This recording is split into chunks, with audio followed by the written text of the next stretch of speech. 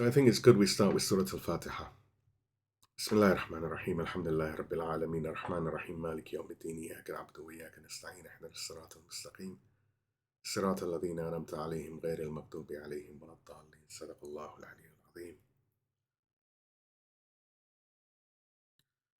أعوذ بالله السميع العليم من الشيطان اللعين الرجيم بسم الله الرحمن الرحيم الحمد لله رب العالمين وصلى الله على سيدنا محمد وعلى آل بيته الطيبين الطاهرين ولعن الله ولا أعدائهم أجمعين من الأولين والآخرين آمين يا رب العالمين. ما بعد. Assalamu alaikum wa rahmatullah. Before we begin, I think it's good if we all pray for the health of a few of our elders who are unwell, both here and abroad. And we pray for everyone's health and for good outcomes. So if we can just do a Surah Al-Fatiha for this. Bismillah ar-Rahman ar-Rahim, alhamdulillah rabbil alameen, ar-Rahman ar-Rahim, maliki yawmiddin, iyyaka na'budu wa iyyaka nasta'in, ihdina as-sirata al-mustaqim, sirata alladhina an'amta alayhim, ghayri al-maghdubi alayhim wa lad-dallin, sadaqallahu. So, this series, The Lantern of the Path, is designed not merely as a historical anthology. Rather, it's a cumulative ladder. One can't stand firmly on the later rungs if the foundational understanding of earlier stages is absent. This approach mirrors the philosophical concept of al-Harakat al-Jawhariyah, or substantial motion, specifically the doctrine of the union of the knower and the known. In this view, knowledge is not a static collection of facts stored in the mind like items in a warehouse. Rather, it's a dynamic existential process wherein the soul actually becomes the truth that it comprehends. Mullah Sadra has taught, for the soul becomes an actual intellect and the intelligibles unite with it in an existential union. The reference, of course, is in the write-up. We are attempting to construct what is known as a Jahan Bini, or a worldview, a structured assembly of ideas rather than a collection of isolated narratives. As Shaykh Mutahari defines it, a worldview is the very foundation upon which a human being interprets reality. Shaykh Mutahari says, worldview means the type of perception and mode of thinking that a school of thought or an individual holds regarding the world and existence. The reference is in the write-up. Therefore, the necessity of revisiting previous materials, specifically the lives and strategies of the Ahlul Bayt, of the Imams and the first and second deputies, is rooted in the recognition that human consciousness is prone to forgetfulness, as we discussed last week. The act of returning to established truths serves to anchor them, transforming information into conviction. The principle is explicitly stated in the Quran, where God commands Prophet Muhammad, may peace and blessings be upon him and his family and his righteous companions, to persist in the act of reminding. In Quran, Surah Al-Dhariyat, the chapter of the winnowing winds, 51st chapter of the Quran, verse 55, Allah says, and remind, for indeed the reminder benefits the believers. Therefore, while a brief review of previous sessions on, for example, the hidden network may provide context, comprehensive engagement with these materials remains essential for grasping the full trajectory of the Imama, Wilaya, the minor occultation, as well as all of these other subjects that we've covered within this Lantern of the Past series. These are subjects covered so that we may understand what servitude to God truly means, which is the original, the first session. Servitude being the central lesson we have sought to comprehend and embody since the very beginning of this epic journey. So in this session, the narrative arc undergoes a dramatic shift. Our previous analysis focused on the hidden network of the second deputy, a time of clandestine operations, secret agents, and the establishment of an underground economic infrastructure.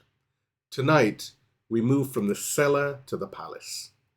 The trajectory shifts from concealment to visibility, from underground networks to high-stakes public diplomacy. We now enter the world of the third deputy, Husayn ibn Ruh al-Nawbakhti, and with him we approach the illuminated yet perilous court of the Abbasid regime. In his name we proceed. We beseech him to guide us, to grant us the ability, the tawfiq and strength, and to bestow upon us the sabr, the patience, to walk in the footsteps of these luminaries. By his grace and taking refuge in him, we step into the lion's den. Please give me a loud salawat and we move on to the recap and then on to the main session.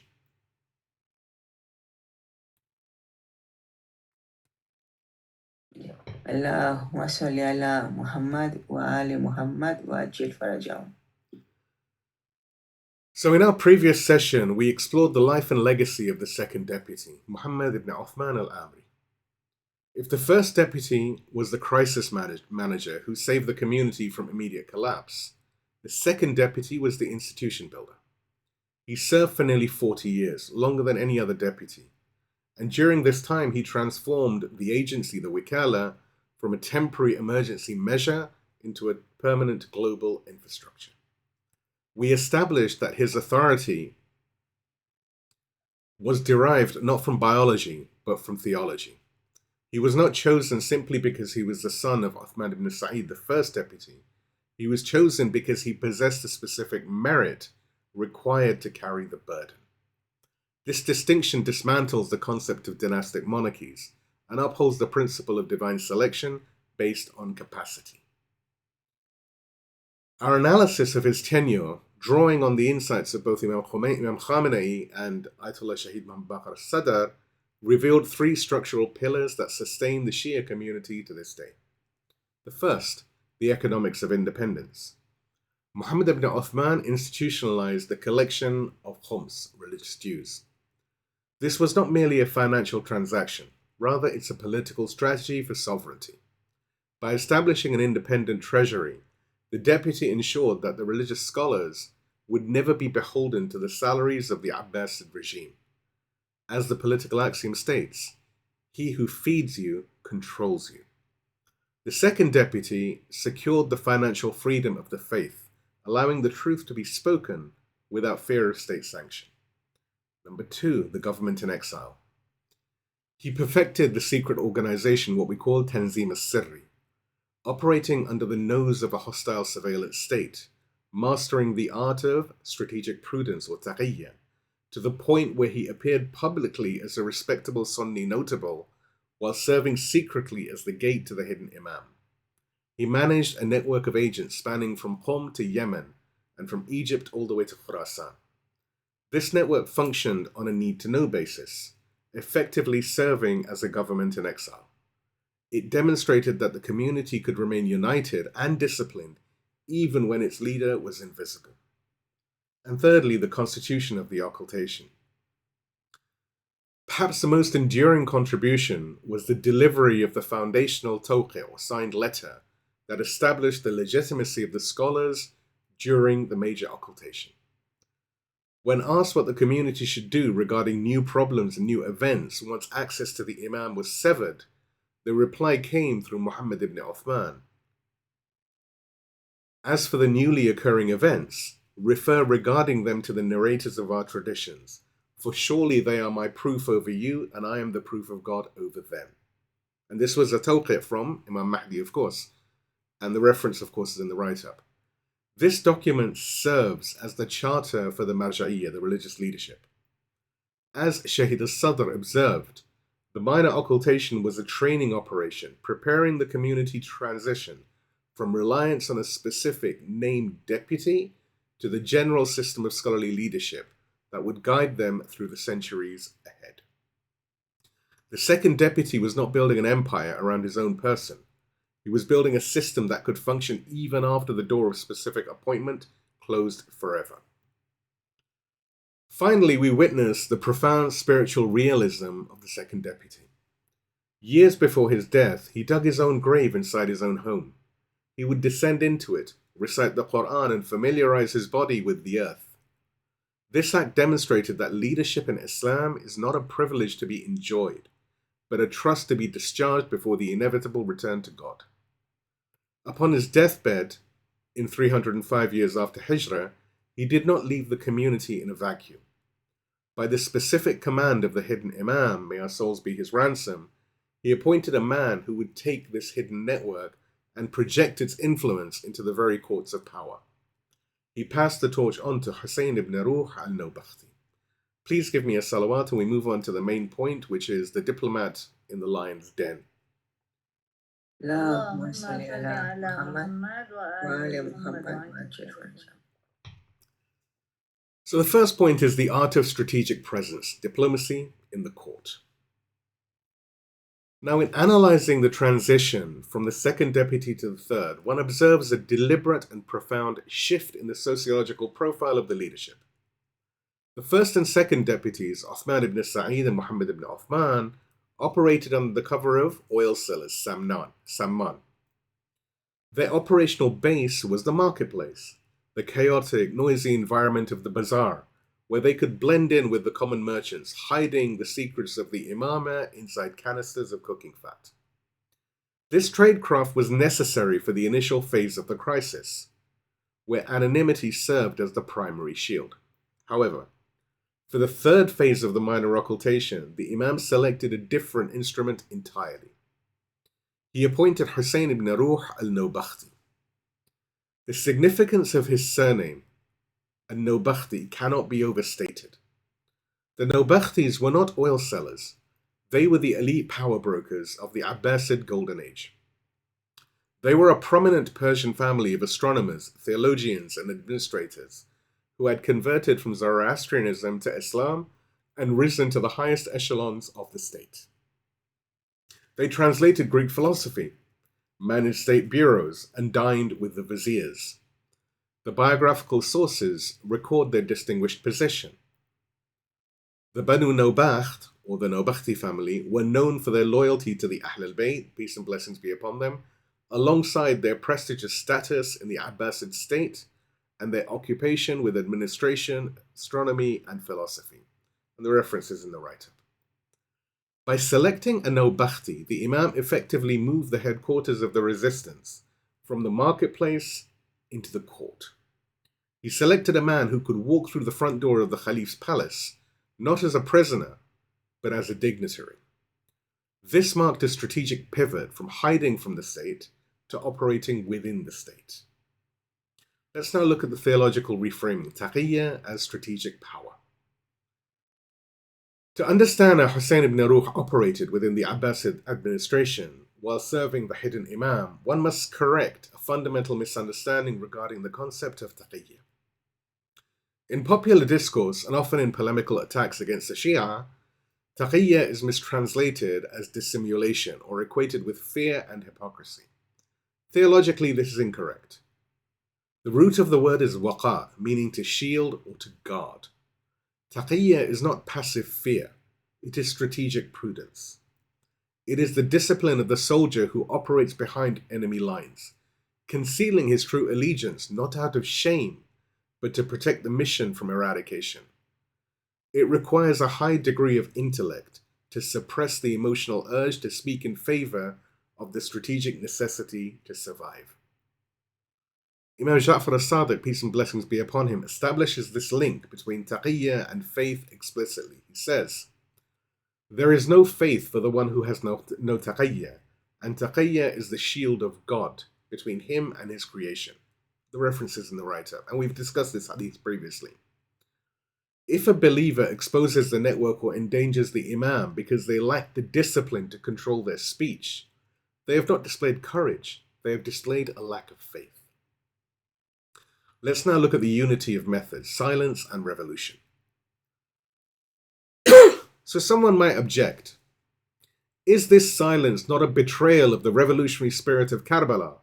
Did Imam Hussein not rise against the tyrant? Why then does his representative hide within the tyrant's court? To answer this, we turn to the profound analysis of the martyred thinker, Shaheed Murtada Mutahhari. He argues that the behavior of the infallibles changes based on context, but their goal remains singular. The silence of one leader and the uprising of another are not contradictions. They are the same manifested in different circumstances. Shaheed Mutahhari says, "The form of the struggle may differ, but the content of the struggle is one. Ali is the same as Husayn in the conditions of Ali, and Husayn is the same as Ali in the conditions of Husayn. Sometimes silence is the very essence of the struggle. And the reference is in the write-up. Husayn ibn Ruh then represents a man who must carry the spirit of Imam Husayn while living in the court of Yazid of his time, a task that requires a discipline often harder than drawing the sword itself. Let's now have a look at the strategy of heroic flexibility. This method of operating within a hostile system has been analyzed by the leader of the Islamic Revolution, Imam Khamenei, may God protect him, under the concept of heroic flexibility. This term serves as a modern articulation of the strategy employed by the Imams and their deputies. Imam Khamenei explains that flexibility in politics is not synonymous with surrender. He utilizes the metaphor of a wrestler who adjusts his stance or yields a position technically, not to forfeit the match, but to gain the necessary leverage for a decisive move. Imam Khamenei says, heroic flexibility means maneuvering artistically to achieve the goal.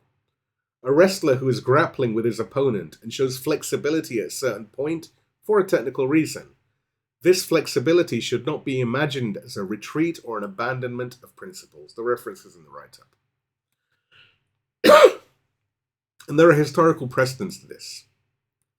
This strategy is not an innovation of the deputies. It is the sunnah of the Prophet himself. At the Treaty of Hudaybiyah, when the Quraysh refused to sign the treaty document, because it began with Muhammad, the messenger of God. The Prophet, peace and blessings be upon him and his family and his righteous companions, ordered Imam Ali to erase his own title, messenger of God, and replace it with Muhammad, the son of Abdullah. The companions were outraged. They saw it as a humiliation, but the Prophet saw it as a victory. He yielded the title to secure the treaty, a treaty that eventually led to the conquest of Mecca itself. Similarly, Imam Hassan al-Mujtaba, the second Imam, signed a treaty with Muawiyah, not out of weakness, but to preserve the blood of the believers and expose the true nature of the Umayyad regime to history.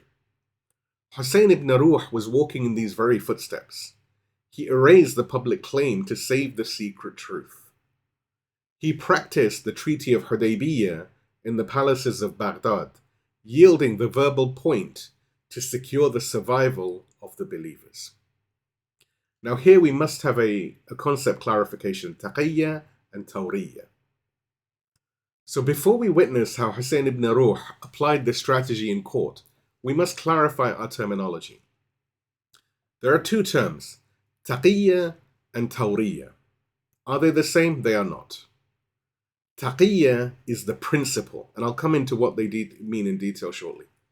Taqiyyah is the principle. It is the obligation to protect the truth from destruction, the shield that guards the mission. Tawriyah is the tactic. It is the linguistic tool used to achieve that protection without speaking a falsehood. It is the art of strategic ambiguity. Critics often accuse the Shia of sanctioning lies. But Tawriyah is not lying. Lying is to say what is false. Tawriyah is to say what is true, but in a way that the listener interprets according to their own expectations. Shaykh Murtada Mutahhari, in his analysis of Islamic ethics, distinguishes clearly between the two. He argues that while lying is inherently corrupt, Tawriyah is an exercise of intelligence deployed to preserve the truth. Shaykh Mutahhari says, so that your soul does not become habituated to lying in situations where you are compelled to conceal the truth, let one meaning cross your mind while you bring something else to your tongue. The name of this is Tawriyah. Never confront your mind directly with a lie so that it does not get used to lying. The reference is in the write-up. And there is a prophetic precedent to this. This method is not a later theological invention. It is firmly rooted in the seerah, in the biography of the Holy Prophet of Islam himself. The most famous instance occurred during the Hijrah, the migration to Medina. The Prophet and Abu Bakr were traveling through the desert, evading the bounty hunters of Quraysh. An old Bedouin man encountered them and asked them who they were and where they came from. To reveal their identity meant certain death. To claim they were from a different tribe would be a lie. The Prophet replied with a single phrase, "We are from water." The Bedouin, interpreting this through his tribal knowledge, assumed they meant they were from the tribe of Ma'sama, which is a branch. It's a branch of the Az tribe, or simply from a region known for its wealth. The Bedouin therefore let them pass. But the Prophet intended the Quranic reality that humanity itself is created from water. In Quran, Surah al-Anbiya, the chapter of the Prophets, 21st chapter of the Quran, verse number 30. Allah subhanahu wa ta'ala says, "And we made from water every living thing." He spoke the absolute truth. The listener heard what he expected to hear. This is Tawriyah. This event is recorded in the foundational historical texts of both the Sunnah and the Shia scholarship, confirming its status as an undisputed prophetic precedent. So in the Sunni sources you have from the Sirah by Ibn Hisham and from Tariq al-Tabari, and the full hadith and everything is in the write-up. And from the Shia sources you have from books like Bahar al-Anwar. And again, all these references and the actual hadith are in the write-up. I invite everyone to review. This was the wand of words that Husayn ibn Ruh would wield in the Abbasid court.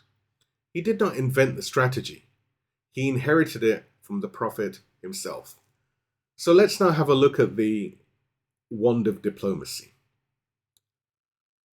The brilliance of Husayn ibn Ruh's strategy, his mastery of Tawriyah, strategic ambiguity as we have said, is best illustrated by a pivotal incident recorded by Sheikh Tusi in his Kitab al-Ghaiba, the Book of the Occultation.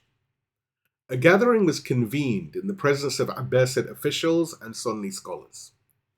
The enemies of Ahl al-Bayt were attempting to trap Husayn ibn Ruh into making a statement that would expose him as a Shia leader, a Rafidi in their terminology, which would lead to his execution and the dismantling of the entire network.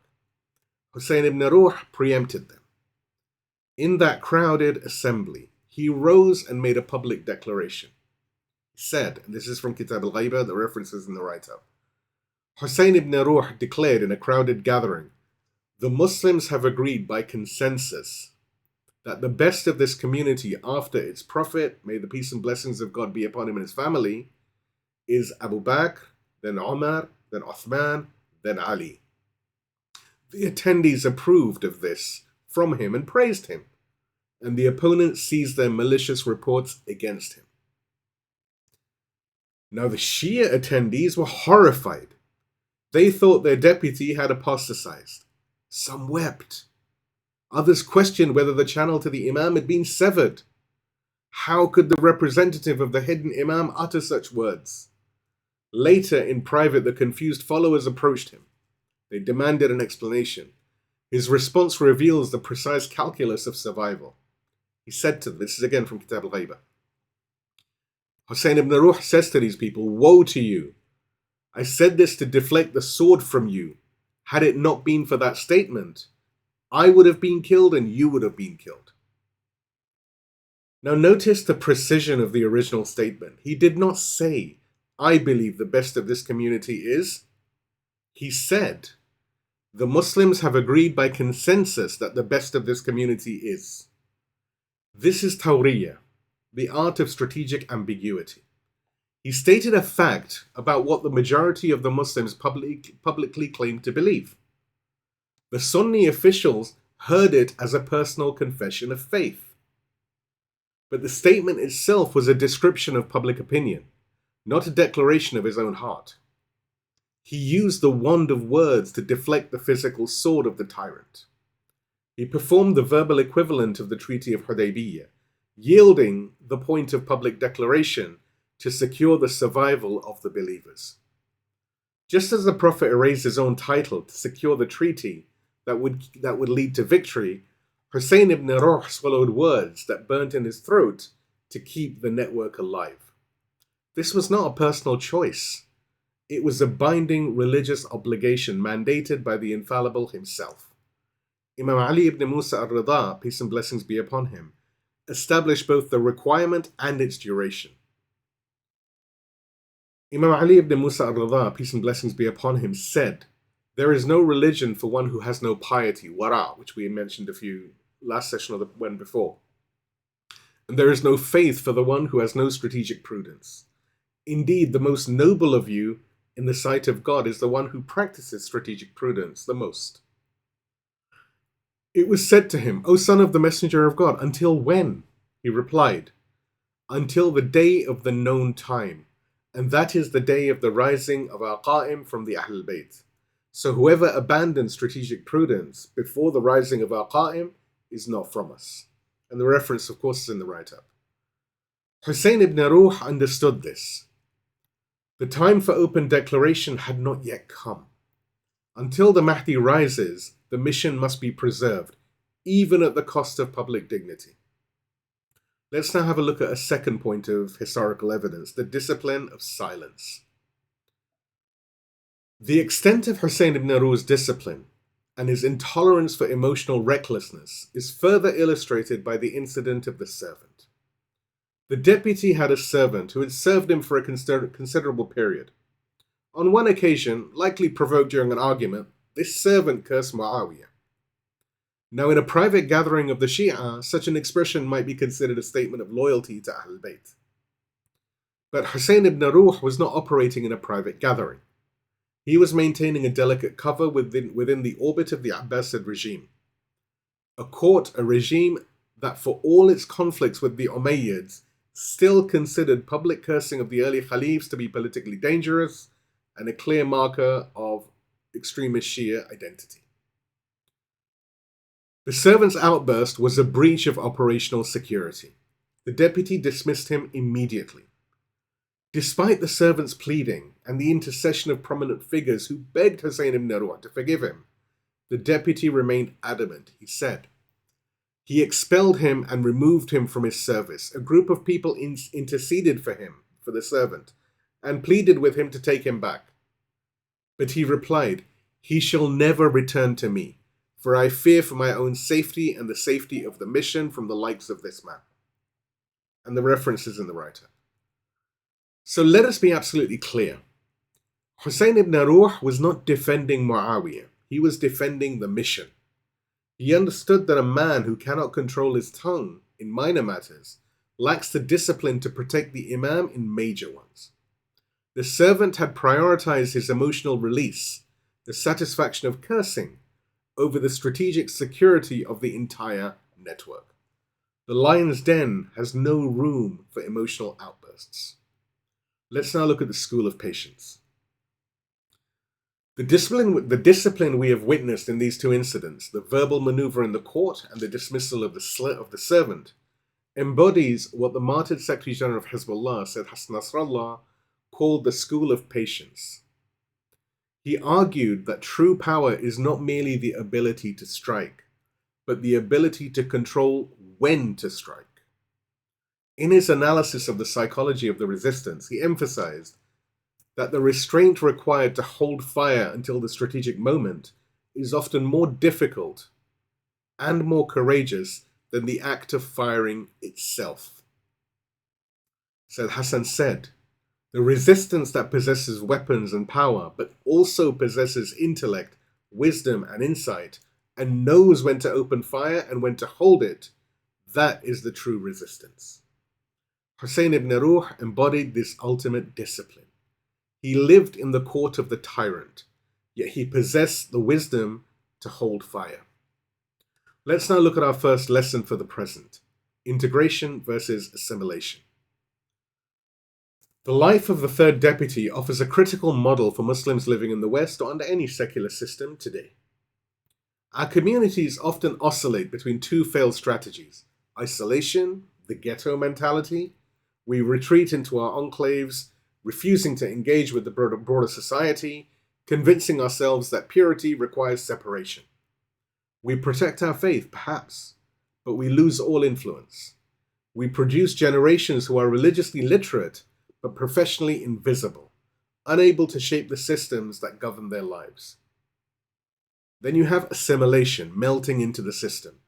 We enter the institutions of power, but we leave our principles at the door. We become indistinguishable from those around us. We gain position, but we lose purpose.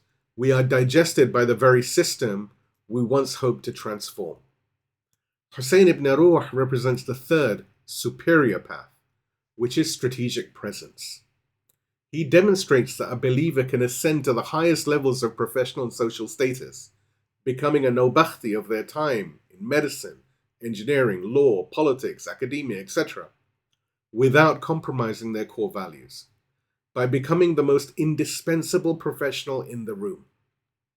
The believer gains the power to protect the truth and serve the community in ways the isolationists can never. Now here we must make a clarification: presence, not subversion. We must be very careful with our terminology. When we speak of entering the system, we do not mean the infiltration of a saboteur who enters a house to destroy it. We mean the presence of the salt in the meal. Consider, the salt enters the food completely. It is not separate from it. It dissolves into every fiber of the dish. Yet it does not become the food. It retains its essence. And in doing so, it transforms the flavor of everything it touches. Husayn ibn Ruh was the salt in the Abbasid court. He was not there to destroy the administration. He was not a spy planting bombs. He was there to ensure that within that administration, justice had a witness, the truth had a guardian, and the believers had a shield. The Nawbakhtis served the state in astronomy, philosophy, and administration. They did not sabotage the state, but wherever they were present, the believers were protected. Wherever they had influence, the community had breathing room. This is strategic presence. To be so competent, so essential, so respected, that your very position becomes a fortress for those who cannot protect themselves. And now our first call to clarify: agent or asset? This forces a difficult question upon each of us. When we enter our workplaces, our universities, or the political sphere, what is our function? Are you there simply to build a career, to accumulate credentials and comfort? Or are you there to establish a strategic presence, utilizing your competence and status to protect the vulnerable and uphold the truth? Have you entered the system to influence it? Or has the system assimilated you? The third deputy walked into the lion's den every day. He sat among those who would have killed the Imam if they found him. He smiled at men whose ideology he despised. He held his tongue when every fiber of his wanted to speak. And he did it for decades without ever losing himself. The question is, can we do the same? Please give me a salawat and we move to the next point, which is the theology of coexistence, social magnetism.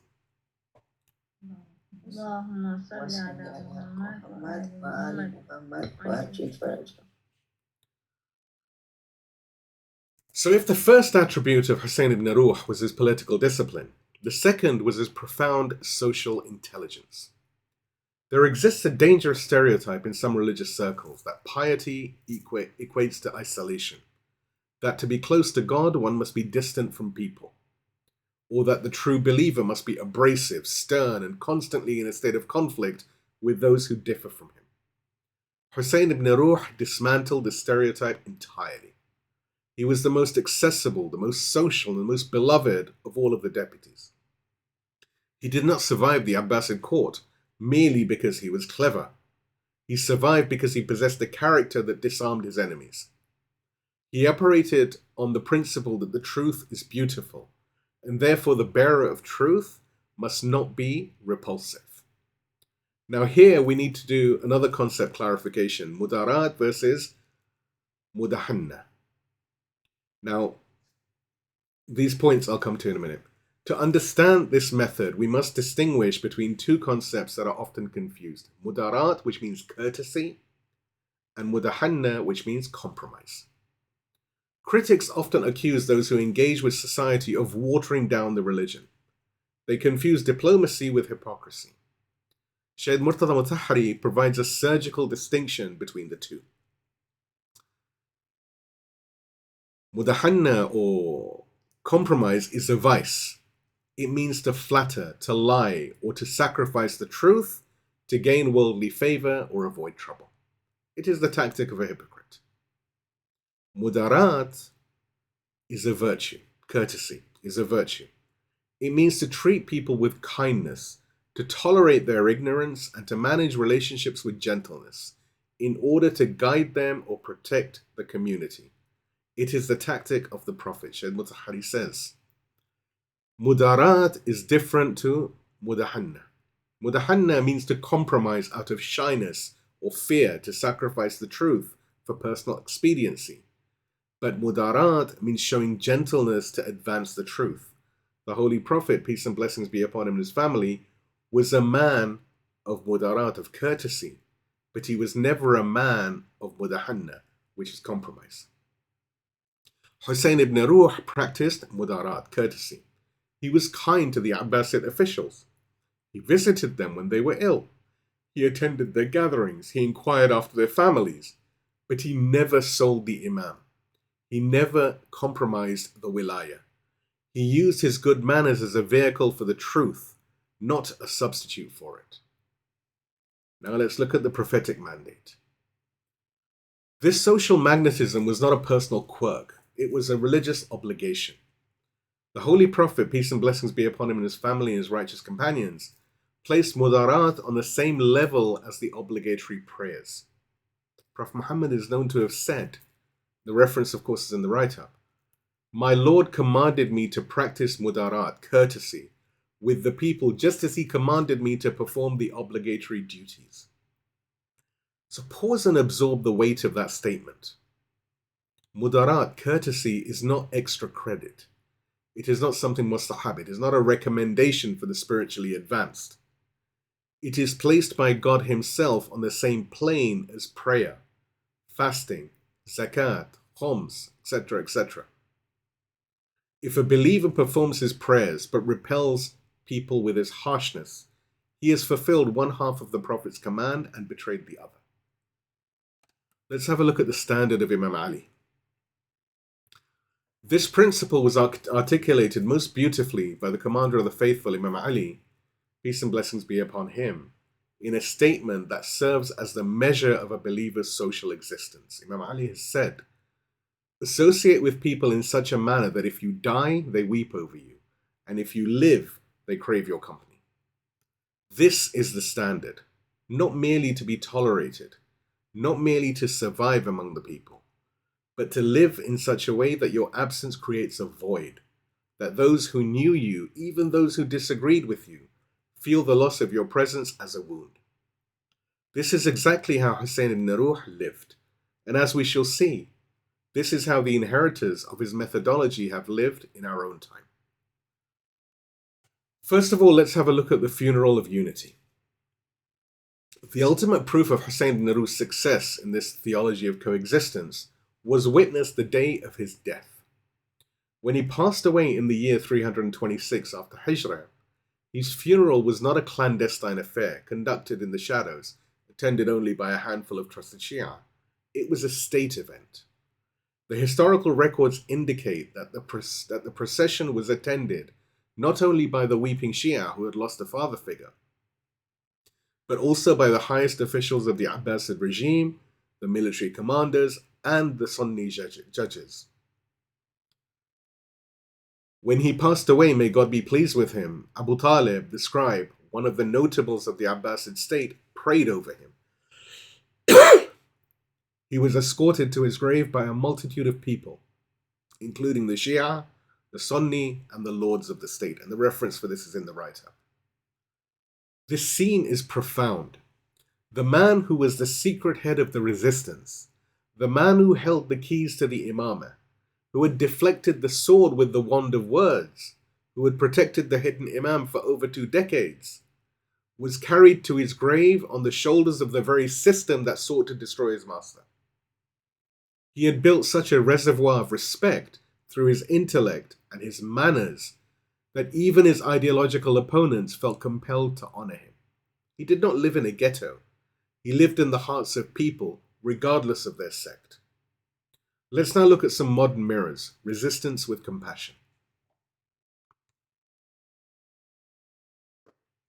Now, the methodology of Husayn ibn Ruh did not die with him. It has been inherited generation after generation by those who understood that strength without beauty is incomplete. In our own era, we have witnessed this standard embodied by luminaries whose lives and whose funerals echoed that of the third deputy. Firstly, the General of Hearts. When General Haj Qasim Soleimani was martyred in January 2020, the world witnessed something the Western media could not comprehend. Millions, tens of millions filled the streets, not merely in Iran, but in Iraq, in Lebanon, in Syria, and across the world. The funeral processions stretched for miles. People wept as though they had lost a father. The enemies called him a terrorist. But those who knew him, Sunni tribal leaders in Iraq, Christian commanders and nuns in Syria, Kurdish fighters in the mountains, spoke of a man who treated every person with dignity. One incident captures this character precisely, and it's just one example. During the operations to liberate Amir Ali, or in the outskirts of Mosul, the sources vary on the exact location, Haj Qasim and his forces took shelter in the empty home of a Sunni family who had fled the fighting. This is following the advent of Daesh. Before leaving, he wrote in his own hand, and he left with a sum of money. He said, and I'm going to quote his letter, "To the dear and respected family, I am your younger brother Qasim Soleimani. I was compelled to use your house for prayer and rest. I prayed 2 units of prayer for you and asked God for a good outcome for you. I have left a sum of money as compensation for anything we have used. If the amount is insufficient, I hope you forgive me. And please contact me at this number if you have any further claim." This is the man that the world called a monster. A man who, in the chaos of war, paused to pray for a family he had never met and left his personal phone number in case he owed them anything more. This is mudarat, this is courtesy. This is the methodology of Husayn ibn Ruh, alive in the 21st century. Let's now have a look at the protectors of the cross. And then there is the testimony of Ma'lula. In 2013, when the ancient Christian town of Ma'lula in Syria, one of the last places on earth where Aramaic, the language of Prophet Jesus, peace and blessings be upon him and may God hasten his return, is still spoken, was overrun by a Nusra Front. The Takfiri militants captured the nuns of the Martakla convent, and desecrated the churches.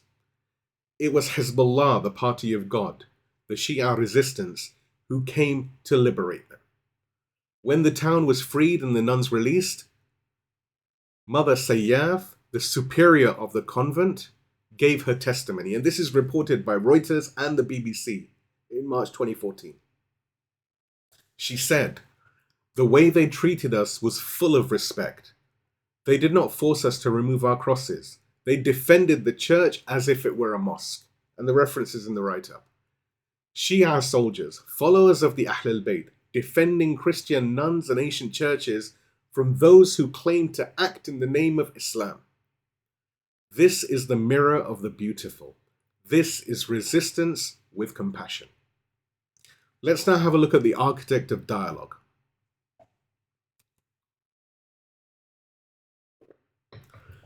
This lineage of strategic presence was masterfully articulated in the mid-20th century by the vanished Imam Musa al-Sadr.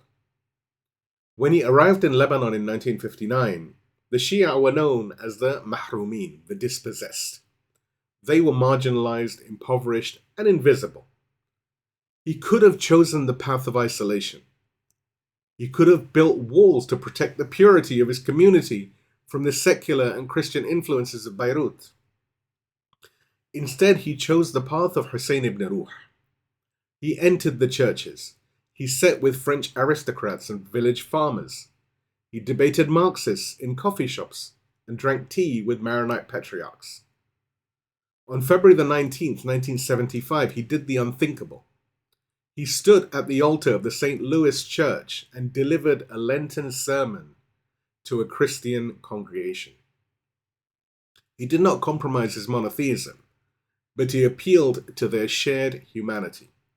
He said, "We have gathered for the sake of humanity, for whom religions came to exist, and humanity in Lebanon is being tested in its humanity." And the reference is in the write-up. His magnetism was so potent that he ceased to be a Shia cleric and became a national treasure.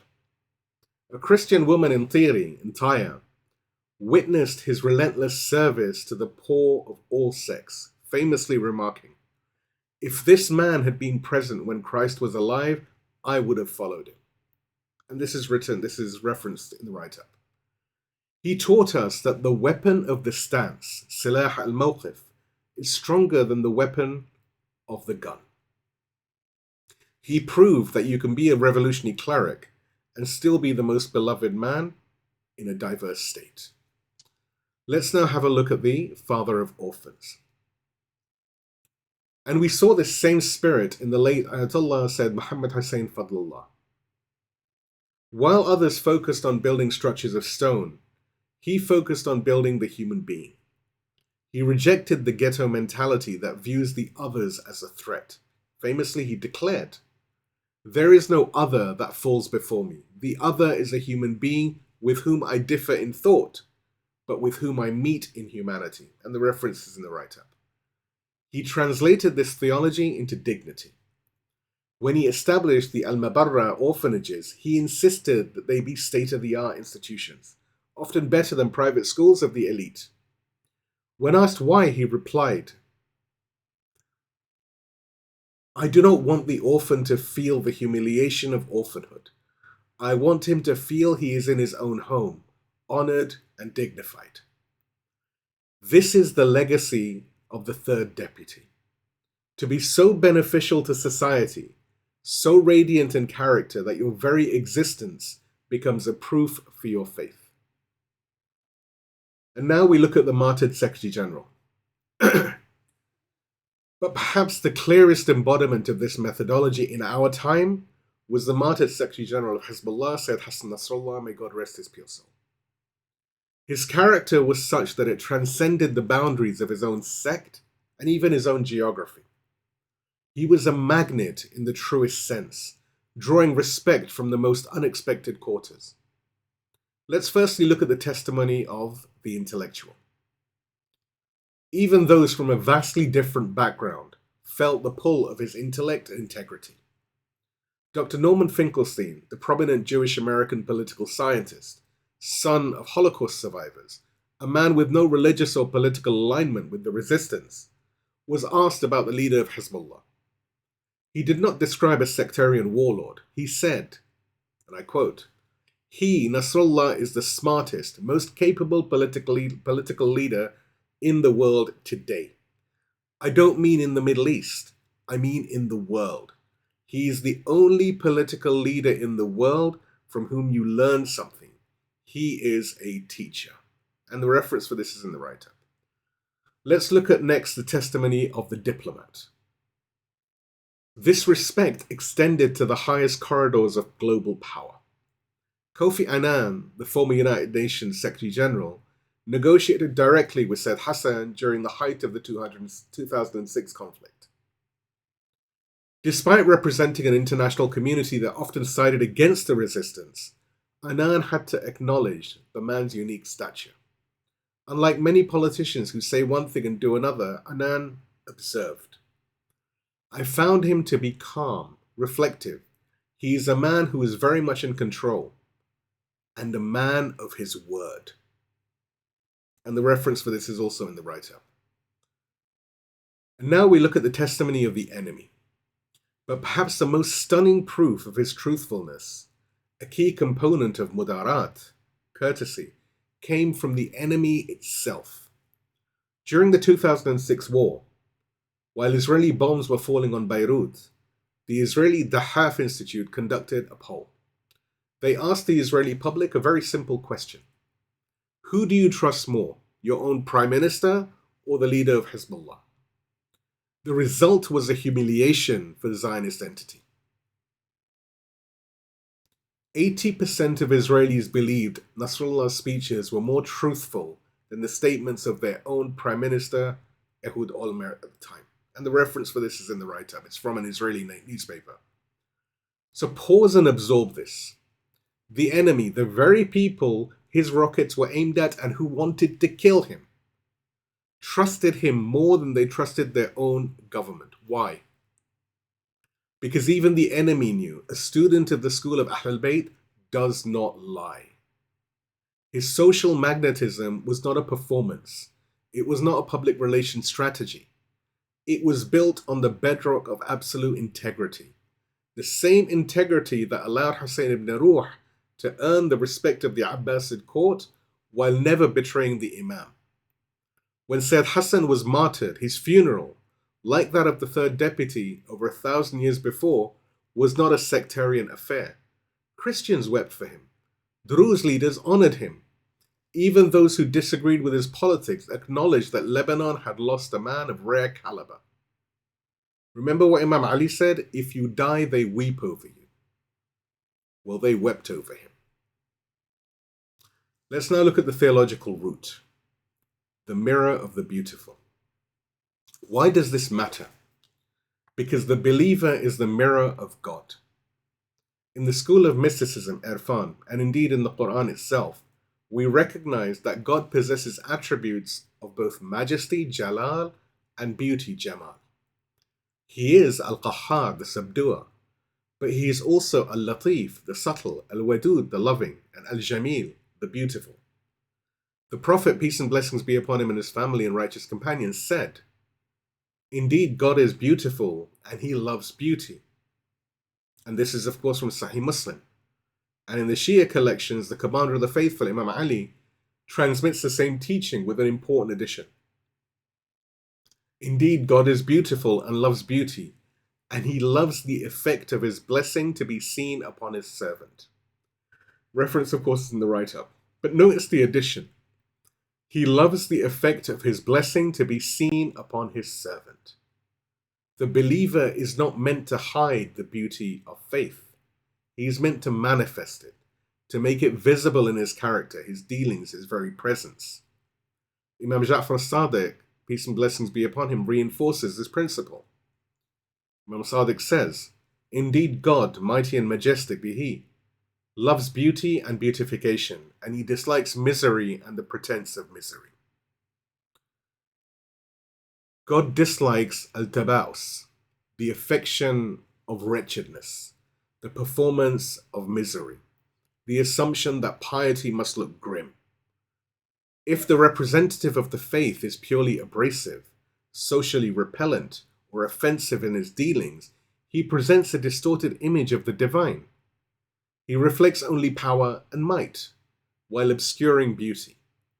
He blocks the path to God with his own ego. You cannot invite people to the beautiful path with ugly behavior. The medium must match the message. Let's now have another concept clarification, the true meaning of bara'. Before we continue with the lesson, we must define a term that is frequently misunderstood, bara', or disassociation. Sometimes you will hear pious youth say, "I cannot interact with these people, I must practice bara'." They interpret this concept as a license for rudeness, social isolation, or total disconnection from anyone who does not share their beliefs. This is a distortion. Bara' does not mean social boycott of the innocent. It means political and moral disassociation from the oppressors and the enemies of God. It is a stance of the heart and principles against injustice, not a stance of ego against neighbors or colleagues. The Holy Quran explicitly draws this boundary in Surah Al-Mumtahana. Immediately after commanding bara' from the enemies of God, the verse that follows clarifies the status of peaceful non-believers. In Quran, Surah Al-Mumtahana, the chapter of the woman examined, 60th chapter of the Quran, verse number 8. Allah subhanahu wa ta'ala says, God does not forbid you regarding those who have not fought you in religion nor driven you out of your homes from dealing kindly with them and acting justly towards them. Indeed, God loves those who act justly.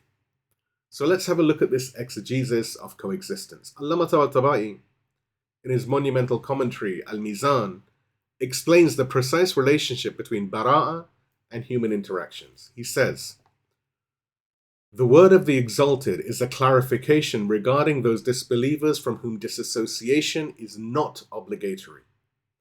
The meaning is God does not forbid you from showing kindness, bir, to these people and acting justly towards them. For indeed the obligation of disassociation, bara'a, from their false beliefs or hostile leaders does not necessitate the prohibition of doing good, ihsan, to them or treating them with justice. And the references in the write-up.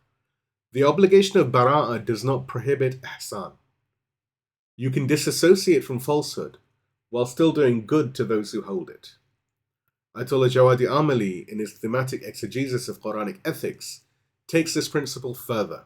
He argues that justice is not a privilege reserved for Muslims, it is a universal human right. Ayatollah Jawadi says, justice and equity, qist, are the general rights of human beings, not the specific rights of believers.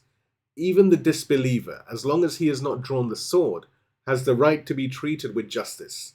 The noble verse of Surah Al-Mumtahana serves as evidence that the human relationship with the non-hostile disbeliever must be based on bir, kindness, and qist, justice. And the references in the write-up. This is not liberal relativism. This is Quranic ethics as explained by the most rigorous scholars of our time and of our tradition.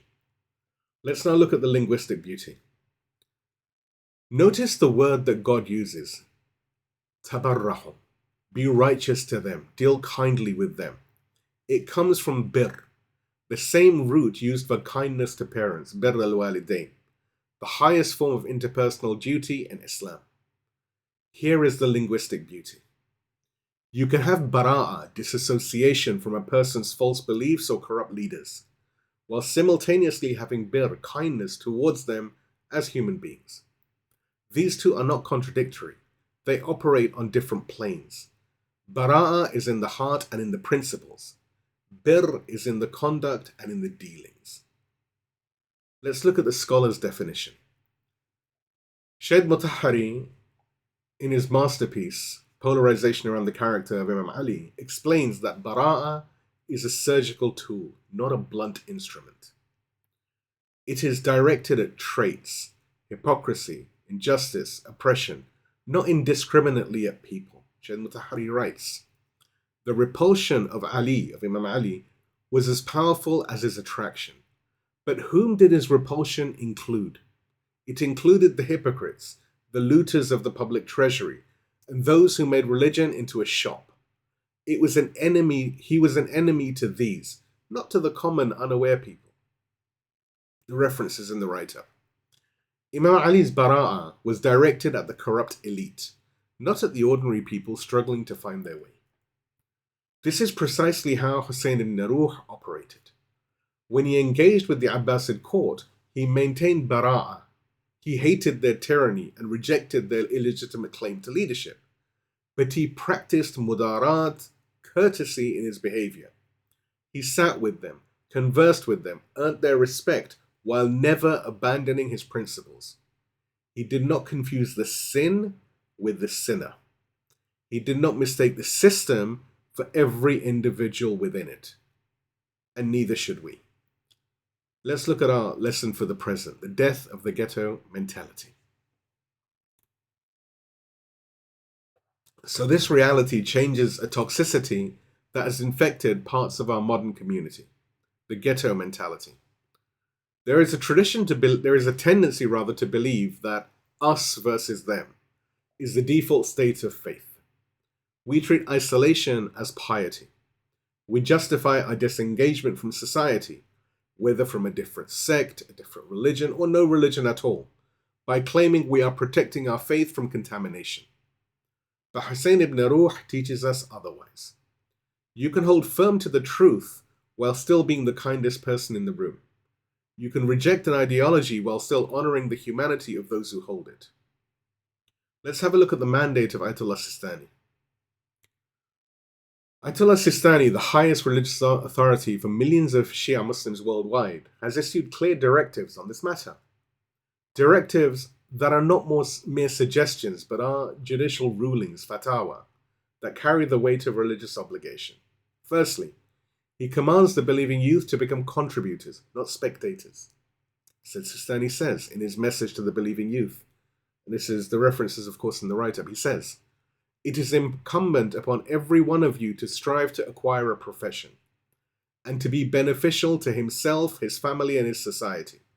For indeed God the Exalted loves the trustworthy professional and dislikes the idle person." God loves the trustworthy professional. God dislikes the idle person.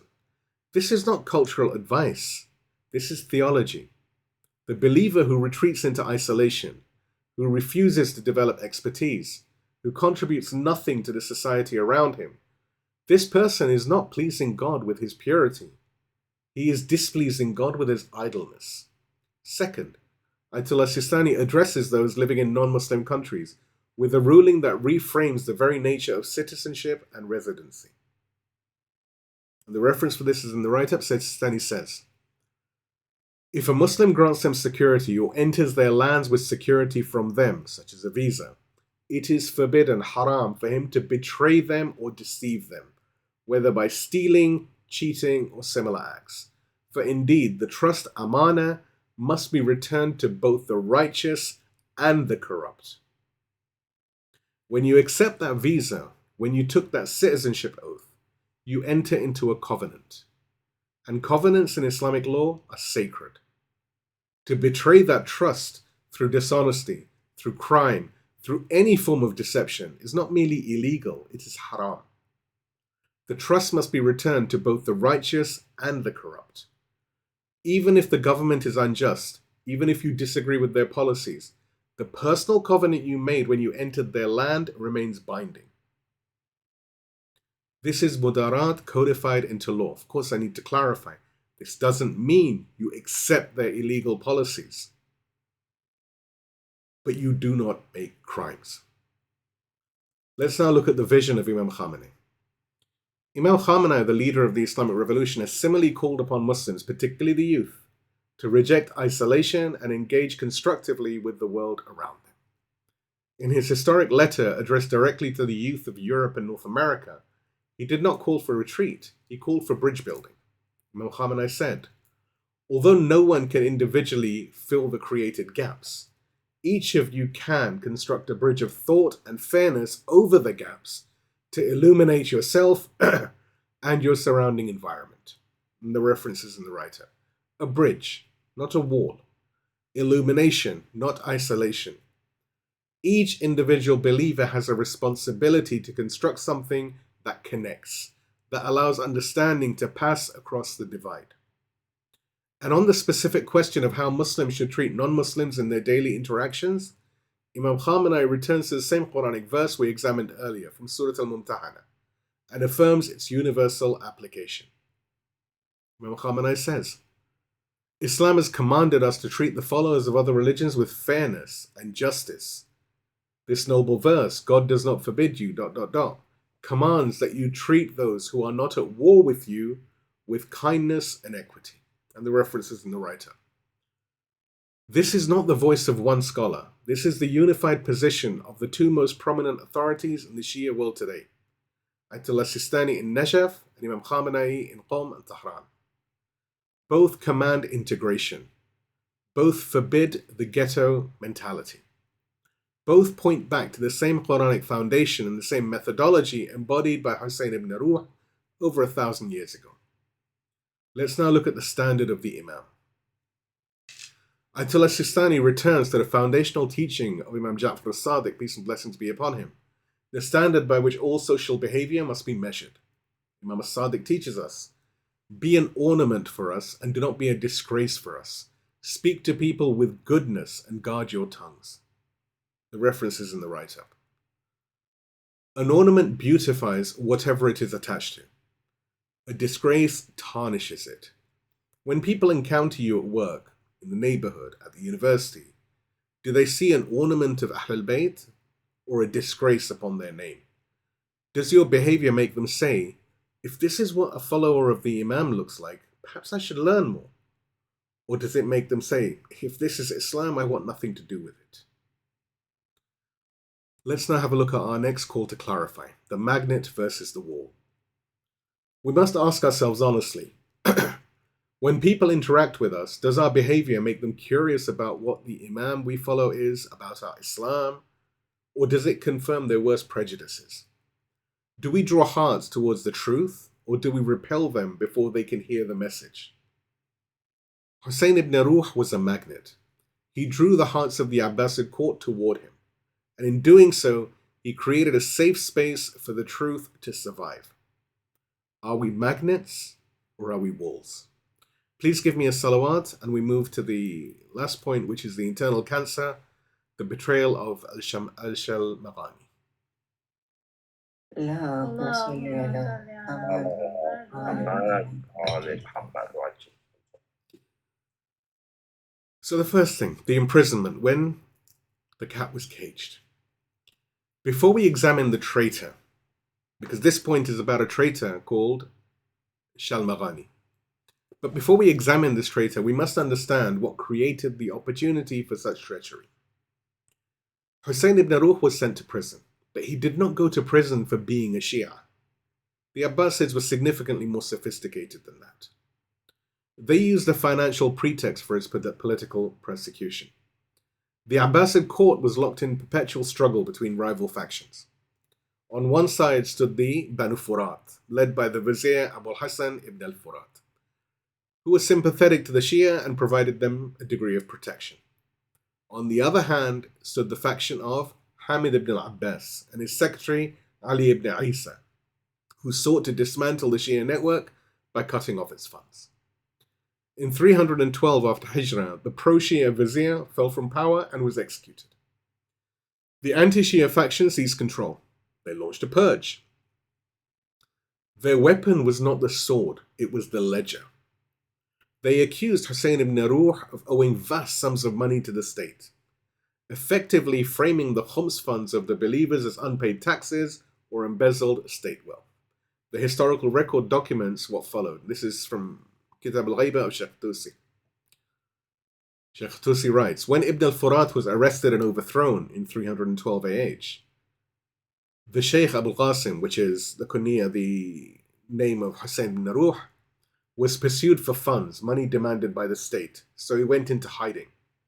A group of his associates were arrested, then they captured the Sheikh, Abu Qasim, Husayn ibn Ruh, and he was imprisoned in the house of the Khalif al-Muqtadir for 5 years. The reference is in the write-up. Husayn ibn Ruh initially went into hiding, a ghaiba of his own, if you like, to evade the arrest.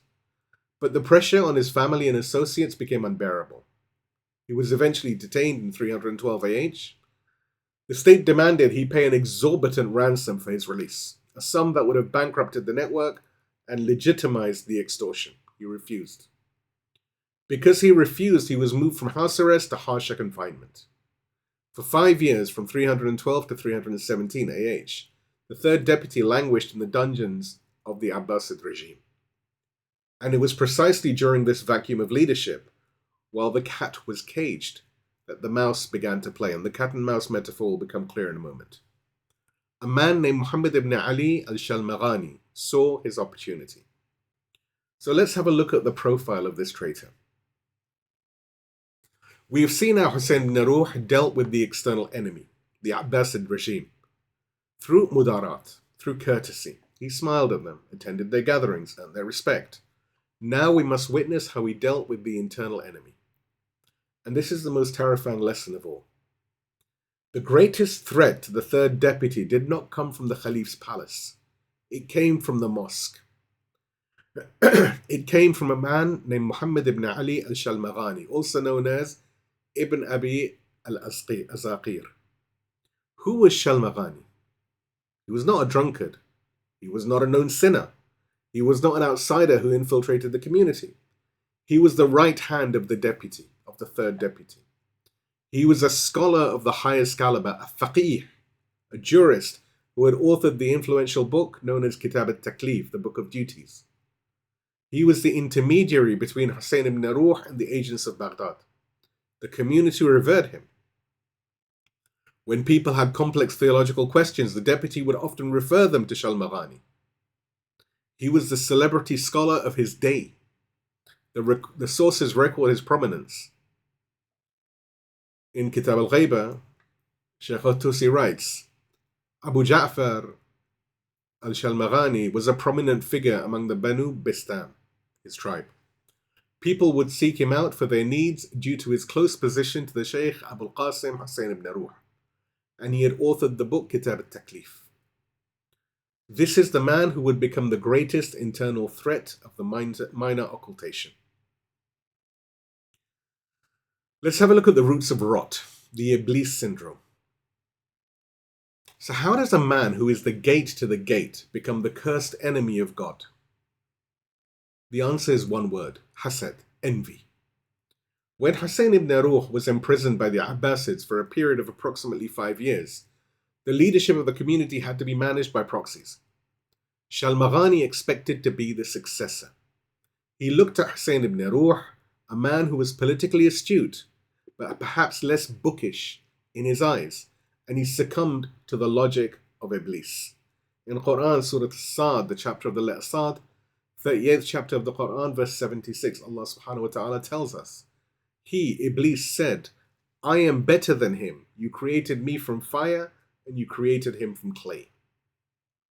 Ana khayrum minhu. I am better than him. I have written more books. I have more students. I have deeper knowledge. Why is he the deputy and not me? This is the Iblis syndrome.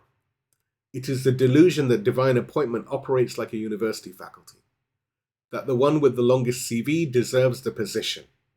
Shalmaghani viewed the deputyship as a political office to be earned by merit, not a divine trust to be received with humility. Imam Ja'far al-Sadiq warns us of the corrosive nature of this disease.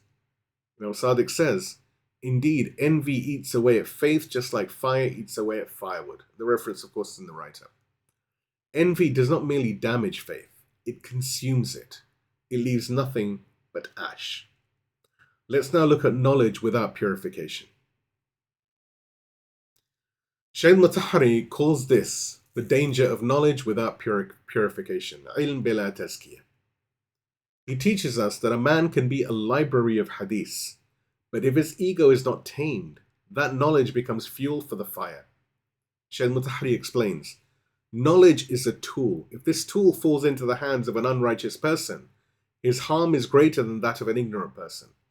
As the poet says, when a thief comes with a lamp, he picks the choicest goods.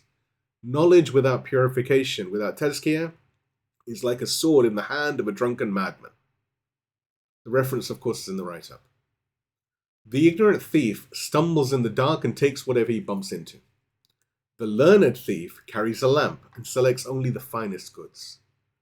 The more knowledge he possesses, the greater his capacity for harm. The Quran itself warns of this. In Surah Ash-Shams, chapter of the Sun, 91st chapter of the Quran, verses 9 to 10, Allah subhanahu wa ta'ala says, He has succeeded who purifies it, meaning the soul, and he has failed who corrupts it. Notice the order. Tazkiyah, purification, comes before success. A man can memorize every hadith, master every science, write 100 books, but if his soul is not purified, that knowledge becomes a weapon against its own possessor. Shalmaghani was learned, but he was not purified, and so his learning destroyed him. Let's now have a look at the heresy from scholar to false messiah. Envy, left untreated, metastasizes. To justify a rebellion against a deputy, Shalmaghani had to invent a new theology. He drifted into what we call ghulu, extremism, the disease that has plagued the Shia community throughout history. He began to claim hulul, or incarnation, that the Spirit of God had entered into him. He told his followers that since they had reached the truth, they no longer needed to pray or fast. The outward rituals were merely symbols. The enlightened had transcended them. He offered a seductive package: mysticism without rules, spirituality without submission, religion without responsibility. This is the oldest trick in the book.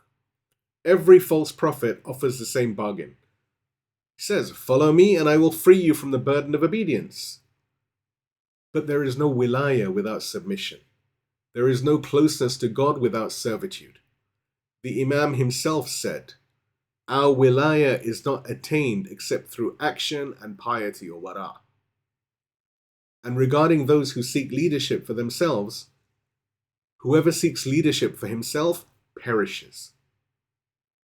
The references, of course, are in the write-up. Shalmaghani sought leadership, and he perished. Let's have a look at the surgical strike, the letter from prison. So how did Husayn ibn Ruh respond to this? He's in prison. Did he use mudarat, courtesy? Did he say, "Let us build bridges with our brother Shalmaghani"? Did he offer dialogue and reconciliation? No. For the external enemy, the Abbasids, he used courtesy. For the internal cancer, Shalmaghani, he used the scalpel. Even from his prison cell, Husayn ibn Ruh smuggled out a letter, a Taqiyyah, from Imam Mahdi, may our souls be his ransom, and may God hasten his return. It was not a diplomatic communication. It was a declaration of bara'ah, total dissociation. It read, and this is quoted from Kitab al-Ghaiba of Sheikh Tusi, it says, "No," and this is the letter of Imam Mahdi, "No, may God prolong your life and inform your brothers that Muhammad ibn Ali, known as al-Shalmaghani, has apostatized from Islam and separated from it. He has claimed that which implies disbelief in the Creator, glorious and exalted be He. Indeed, we disassociate ourselves before God and His Messenger and His family, and we have cursed him. Upon him be the curses of God." Husayn ibn Ruh ordered this letter to be read in the houses of all of the Shia. He forced the community to choose the celebrity scholar or the appointed deputy. He cut the cancer out before it could kill the body. This is the lesson. Mudarat has limits. When the threat is internal, when the cancer wears the garments of piety, courtesy becomes complicity. The scalpel of bara'ah must be applied without hesitation. Let's have a look at a contemporary mirror, the scholarly rift. This dynamic is not ancient history. We witnessed it in our own times, and the wounds are still bleeding. The young people in our communities are fighting a war they do not fully understand. A war whose origins lie in a scholarly dispute that metastasized into something far more destructive. We must understand what happened, not to condemn, but to learn. Not to reignite hatred, but to explain why the fire started so that perhaps, by God's grace, it can finally be extinguished. So first, the context, two visions of governance. After the victory of the Islamic Revolution in 1979, a question arose. How should the new Islamic State be governed? Imam Khomeini articulated the doctrine of wilayat al-faqih, the guardianship of the jurist. And of course, what I'm saying here is quite simplified. In this model, a single qualified scholar would serve as the supreme leader, providing unified religious and political guidance for the community. Ayatollah Muhammad Shirazi, a respected scholar in his own right, held a different view. He advocated for what is known as Shura al-Fuqaha, a council of jurists. In this model, leadership would be collective rather than individual. Let us be very clear. Both positions have scholarly precedent. Both could be argued from the sources. This was a legitimate intellectual disagreement, the kind that has always existed among scholars and always will. When we reach the subject of wilayat al-faqih in our discussions, we will examine in significantly more detail both of these as well as other theories surrounding Islamic governance. The problem was not the disagreement. The problem was what happened next. Let's look at the flashpoint, the war. In 1980, Saddam Hussein invaded Iran. The world backed him. The Americans, the Soviets, the Arab states, the Europeans, everyone. They provided him with weapons, intelligence, chemical agents, and so on. Iran stood alone. By May 1982, through immense sacrifice, Iran had liberated its previously occupied territory. The city of Khorramshahr was reclaimed. The question was now, what next? Imam Khomeini's position was that the war must continue until the threat was neutralized. Saddam had invaded once. If left in power, he would lick his wounds, rearm, and reinvade again. The aggressor must be removed. This was not expansionism, it was strategic necessity. Ayatollah Muhammad Shirazi took a very different view. He argued that since Iranian territory had been reclaimed, the continuation of the war was no longer legitimate. He issued a ruling, a fatwa, declaring further fighting to be haram. He said, indeed, the war was obligatory for the defense of self and land, but now that we have reclaimed our lands, the continuation of the war and the entry into Iraqi territory is fighting between Muslims, and it is legally forbidden, haram by Sharia. It is not permissible to spill the blood of Muslims. And the reference for this is in the write-up. Now, one can debate the jurisprudential merit of his position.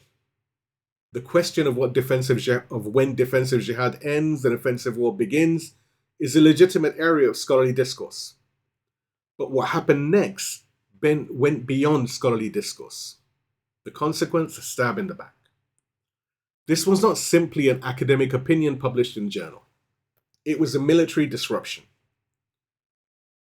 Ayatollah Shirazi's network distributed leaflets at the front lines to young men who were fighting and dying to defend their families, telling them that if they were killed in this offensive phase of the war, they would not be considered martyrs, shuhada.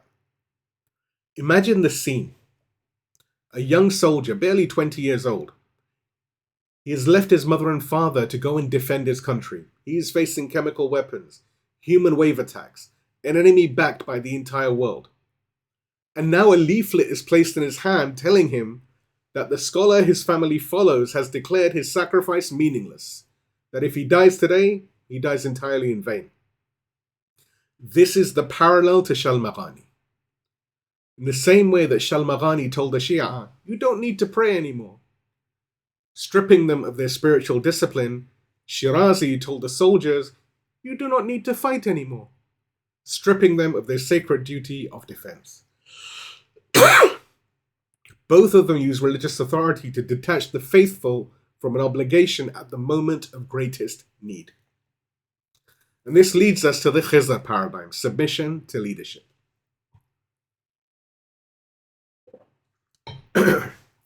Here we must pause and reflect on a profound Quranic principle. In Surah Al-Kahf, we find the story of Prophet Moses and Khidr. Moses, one of the greatest prophets, a man who spoke directly with God, was commanded to travel with Khizr and learn from him. But Khizr did things that Moses could not understand. He damaged a boat. He killed a young man. He repaired a wall for people who had refused them hospitality. Each time Moses objected, and each time Khizr reminded him, did I not say that you would not be able to have patience with me? And of course, this is from Surah Al-Kahf, the chapter of the cave, 18th chapter of the Quran, verse number 72.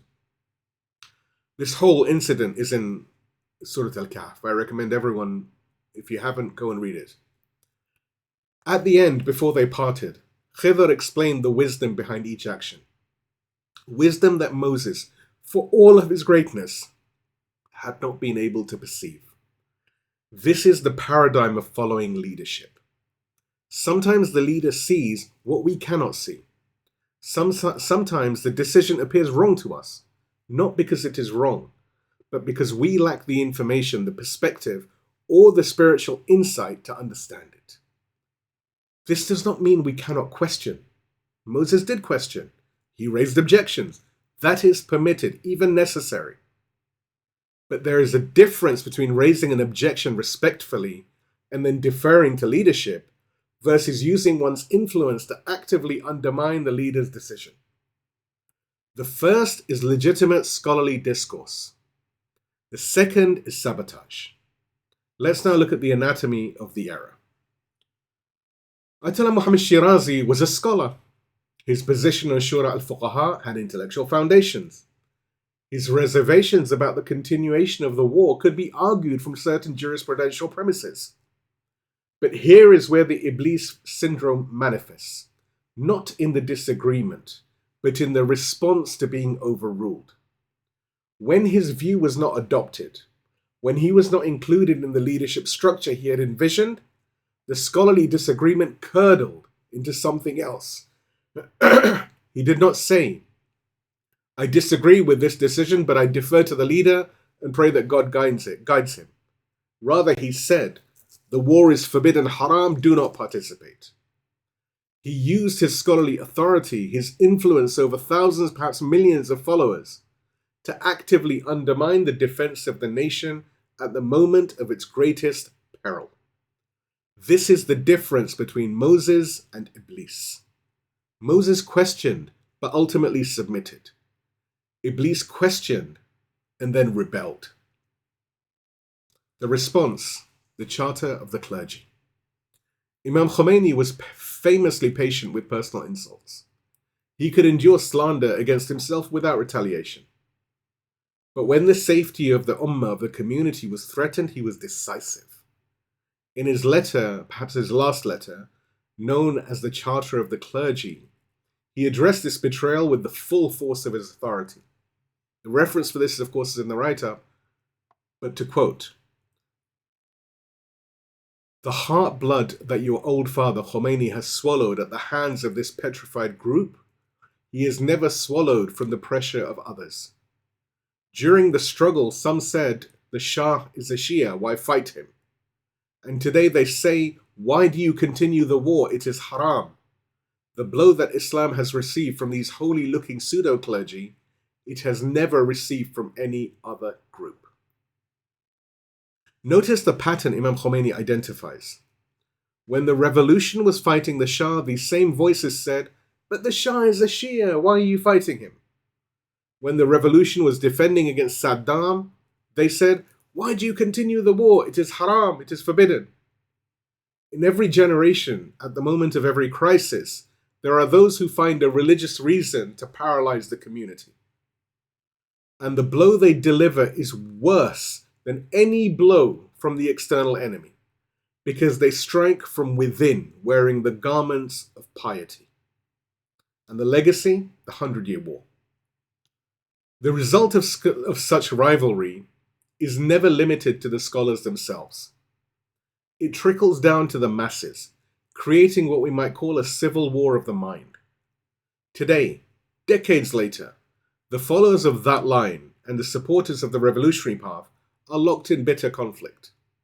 They trade insults on social media. They attack scholars. They spread hatred. Many of them do not know the original cause of the dispute. They have simply inherited the enmity. It is the wars of Bu'ath all over again. The tribes of Aus and Khazraj fought for 120 years before the Prophet, peace and blessings be upon him, and his family and righteous companions arrived in Medina. They fought for so long that they forgot why they were fighting. But the hatred remained, passed from father to son, generation after generation. When the Prophet united them, the hypocrites would constantly try to reignite old wounds, reminding them of ancient grievances. God addresses this directly.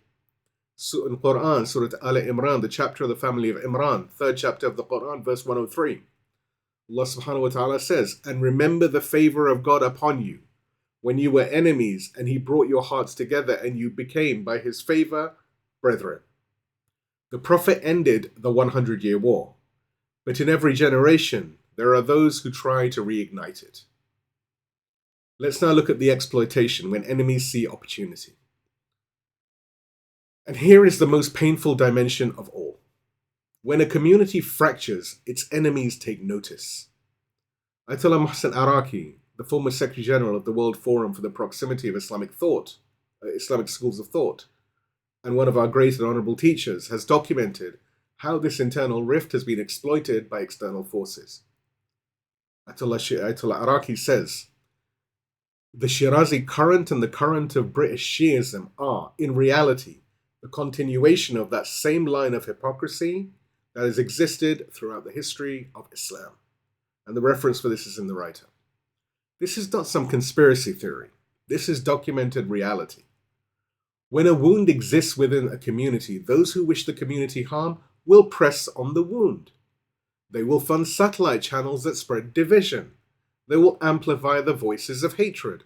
They will ensure that the 100-Year War never ends, because a divided community is a weakened community. The original disagreement may have been sincere, but its exploitation is calculated. Every young person who participates in this internal war, trading insults, spreading hatred, attacking scholars, is unwittingly serving the interests of those who wish to see the ummah, the community, destroyed. And the diagnosis? Tazkiyah. We return, as always, to the root. Shaykh Mutahari taught us that knowledge without purification is dangerous. The Quran affirms. In Quran, Surah Al-Shams, the chapter of the sun, 91st chapter of the Quran, verses 9 to 10. He has succeeded who purifies it, the soul, and he has failed who corrupts it. Ayatollah Muhammad Shirazi was learned. His books are still studied. His jurisprudential contributions are acknowledged. But in the moment of crisis, something was lacking. When his vision was not adopted, when he was not granted the position he felt deserved, the ego overwhelmed the intellect. And the result has been decades of fitna, of sedition, a fire that still burns. This is the tragedy. Not that a scholar held a different opinion, this is normal and healthy, but that the opinion hardened into opposition, the opposition into rivalry, and the rivalry into a fracture that has outlived everyone involved. But now a word of caution. Let me be clear about what I'm not saying. I'm not saying that everyone who follows the Shirazi trend is an enemy. Many are sincere believers who have inherited a tradition they didn't choose. I'm not saying that the Shura al-Fuqaha model has no merit. It is a legitimate scholarly position that can be debated respectfully. I'm not saying that we should respond to hatred with hatred. That would make us part of the problem. But what I am saying is this. We must understand the history so that we can transcend it. We must recognize the pattern, the Iblis syndrome, the Shalmaghani dynamic, so that we can avoid repeating it. And we must refuse to be pawns in a game designed by those who wish to see us divided. Now, a lesson for the present, the parable of the cat and the mouse. And now you'll understand, hopefully, the reference I was making to cat and mouse earlier. So this leaves us with a terrifying question. How can a man like Shalmaghani, a scholar, a writer, a faqih, a pious man, fall so catastrophically low? How can a scholarly disagreement curdle into sabotage? How can a believer hold the candle of faith for decades only to drop it at the most critical moment? Shaykh Mutahari answers this with a parable he employs in his lectures on education and spiritual transformation. Shaykh Mutahari says, there is a famous parable. They say a cat was trained to hold a candle in its paws and stand beside the king's dining cloth to provide light. A person, wishing to demonstrate that this training had not changed the cat's inner nature, put several mice in a box and took them into the gathering. While the cat was standing with such dignity holding the candle, the man opened the box and released the mice. As soon as the cat's eyes fell upon the mice, it threw down the candle and ran to chase them. The candle fell onto the fabrics, the curtains caught fire, and the gathering was destroyed. This example is cited to show that upbringing must be in harmony with nature. If upbringing is merely an imposition upon nature without transforming it, it will not endure. Nature will eventually conquer. The reference for this is in the write-up. This is the distinction between habit and purification, between adat and tazkiyah. Adat is a training. It is external discipline imposed upon the self. It can make you appear pious. It can make you hold the candle with dignity, but it does not transform the inner nature. Tazkiyah is the transformation. Purification is the transformation. It is the purification of the soul, such that the desire for the mouse is itself diminished or removed. The one who has undergone tazkiyah, purification, does not merely restrain himself from chasing mice. He no longer craves them. Shalmaghani had habit. He had been trained in the religious sciences. He could hold the candle of scholarship with impressive dignity. But he had not undergone tazkiyah, purification. His inner nature, the craving for leadership, the envy of those above him, remained untransformed. And when the mouse of power was released before him, nature conquered. He threw down the candle and burned down the house. Let's look at the contemporary application. The scholars who fractured the community during the war held the candle beautifully until the mouse of rivalry appeared. Then they set fire to the unity of the Ummah. And the young people today who trade insults online, who attack scholars, who perpetuate a war they don't even understand, they too have seen a mouse. Perhaps it is the mouse of tribal identity, as a belonging to a side, a feeling of righteous rage in their anger. And they are burning the house down without even realizing it. And so now a question. The question is not, how much do I know? The question is not, which scholar do I follow? The question is, what is my mouse? What is the thing that, if released in front of me, would cause me to drop the candle of faith? Is it money? Is it recognition? Is it being passed over for a position I felt I deserved? Is it the intoxication of being right in an argument? Is it the tribal satisfaction of belonging to this camp or that camp? We must know our mouse before it is released, because once it appears, we will have only a moment to choose. And in that moment, decades of training can evaporate in a mere instant. And now the deeper work. Shaykh Mutahari's lesson is clear. Training without transformation is fragile. If our religion is merely ada, habits we inherited, rituals we perform, positions we defend, then we are all cats holding candles, waiting for our mouse to appear. But if our religion is tazkiyah, purification, if we have done the hard work of purifying the soul, of confronting our envy, our pride, our craving for recognition, then when the mouse appears, we will not flinch. The candle will remain steady. The house will be safe. This is the difference between Shalmaghani and Husayn ibn Ruh. Both of them were scholars. Both were trusted. Both held the candle. But only one had transformed his nature. And when the mouse was released, only one kept holding the light. And now our last call to clarify, the system or the celebrity. Husayn ibn Ruh gave the community a clear criterion when he issued the Imam's letter of Bara'ah against Shalmaghani, the appointed deputy over the celebrity scholar, the system over the personality, the Imam's command over the crowd's applause. Shalmaghani had the books, Shalmaghani had the followers, Shalmaghani had the credentials, but Husayn ibn Ruh had the appointment, and in the end, that is all that matters. The test of our time. This criterion applies to us today with equal force.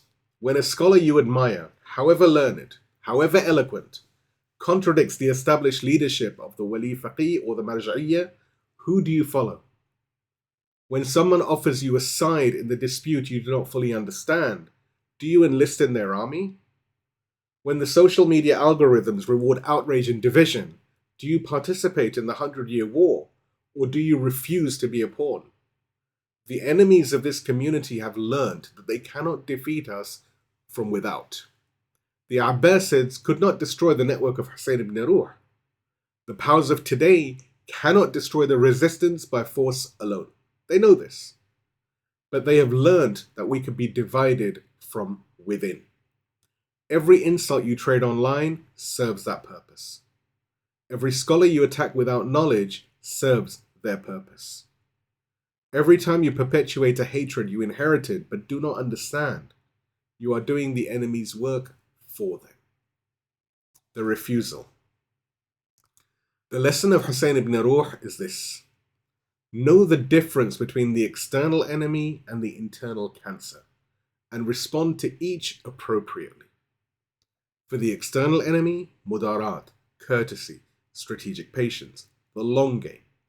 For the internal cancer, bara'a, the scalpel, decisive excision before the disease spreads. But here is the crucial addition: do not become the cancer yourself. Do not let your disagreements fester into rivalry. Do not let your wounded ego transform into theological rebellion. Do not let your legitimate questions become tools of division. If you disagree with a decision of leadership, you may voice your objection respectfully, privately through proper channels. Moses questioned Khidr, that is permitted. But then you differ, you submit. You trust that the one who has been appointed may see what you cannot see. And if you cannot bring yourself to submit, then at the very least, do not use your influence to fracture the community at the moment of its greatest trial. Let us make a covenant today. We will not be Shalmaghanis. We will not be soldiers in a 100-year war we do not understand. We will not trade the unity of the Ummah for the satisfaction of being right. We will hold the candle even when the mouse appears. We will follow the system even when the celebrity is more appealing. We will remember that we are servants, not leaders, students, not judges, followers, not competitors for a throne we were never meant to occupy. And when we stand before God, we will not be asked, how much did you know? Rather, we will be asked, were you loyal? May He grant us the loyalty of Husayn ibn Ruh. May He protect us from the envy of Shalmaghani. May He heal the wounds that divide this community. And may He count us among those who held the candle until the very end. With this covenant sealed in our hearts, let us now gather the threads of tonight's journey. Please give me a salawat and we move to the conclusion.